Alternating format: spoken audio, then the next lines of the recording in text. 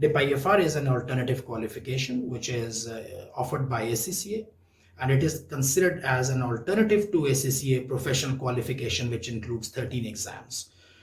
Because ACCA 13 exams, it has financial accounting, management accounting, financial management, audit, taxation, business law, many other things, advanced financial management, advanced performance management, etc. There are 13 total exams. Now, some students, especially those who are working professionals, you might have your bachelor's or master's degree from some university. You started your job, you already have been working in accounting profession, maybe for 5 years, maybe 10 years or even more.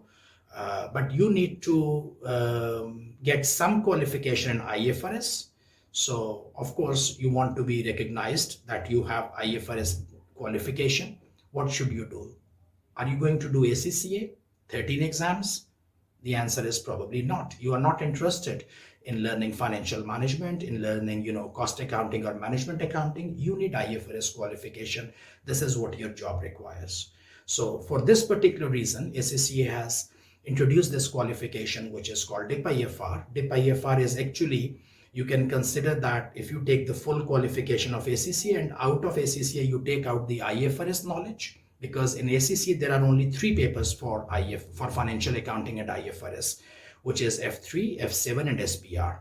So whatever knowledge you get in these 3 papers, I would say F7 and SBR, 2 papers, that knowledge is included in DIP-IFR. So when you take DIP-IFR exam,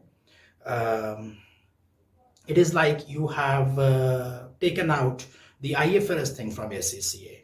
And that's a shortcut. You can take this exam, you can prepare in 4 to 5 months, and you can,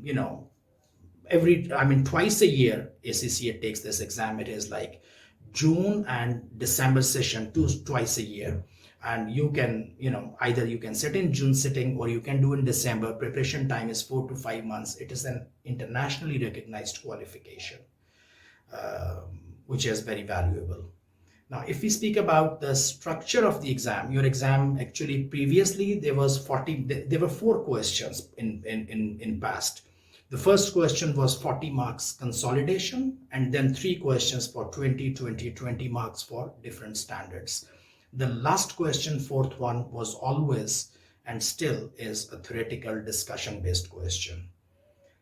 Now they have changed this exam pattern. There is not 40 mark consolidation. You've got 25 marks consolidation, 1 question, and then you've got 3 more questions for 25 marks each. So you've got 4 questions of 25 marks each now.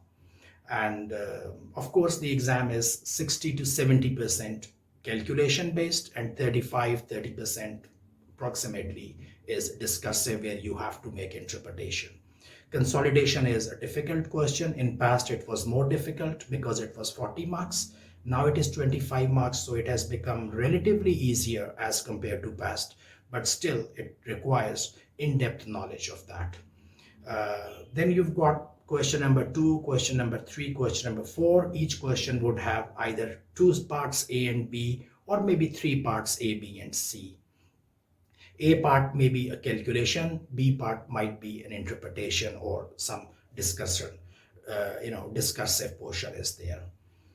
Typically, you get standards like which are very important. There are some areas, so of course, which are more important. I would consider like, IFRS 9 financial instruments, IFRS 16 leases, IFRS 2 share-based payment, IAS 19 employee benefit, IFRS 15, which is, revenue. So, and of course, IAS 16 PPE. So these are important standards which you focus more, but there are other standards as well, like foreign exchange is there, government grants is there, biological assets is there. So those standards are also there, but they get less marks in exam. Major area is it goes to the difficult. And by the way, IAS 12 deferred tax is very important because it's not possible that you don't get it. And IAS 37 provisions also very important. So taking preparation of this exam, actually, how you should prepare, you should watch the videos which we have given on the Vertex platform. I have been teaching DIP-IFR for almost like, I would say 14 years now. I started teaching DIP-IFR in 2007, and since 2007 until today, I have never missed a session, twice a year, 2 times in a year. So it means that I have run this training almost like more than 25 times. So we have put all the videos there. Question videos are, the topic videos, lecture videos are there. Then you get your question videos, quite a lot of them. Then the most important thing which you get is the tutor support, which you receive from Vertex. So when you join our DIP IFR, this complete learning pack, you become part of our WhatsApp group.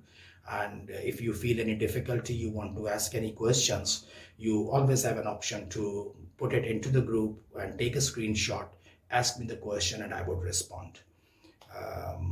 It's a complete learning pack. After taking these video lectures, I am pretty much sure that you would not face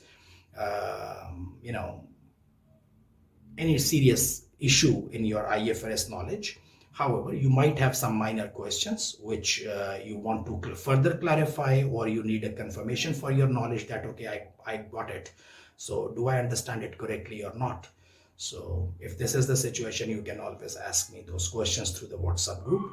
So I wish all of you good luck for your DIP IFR qualification, and I'm always available to help and assist you wherever I can.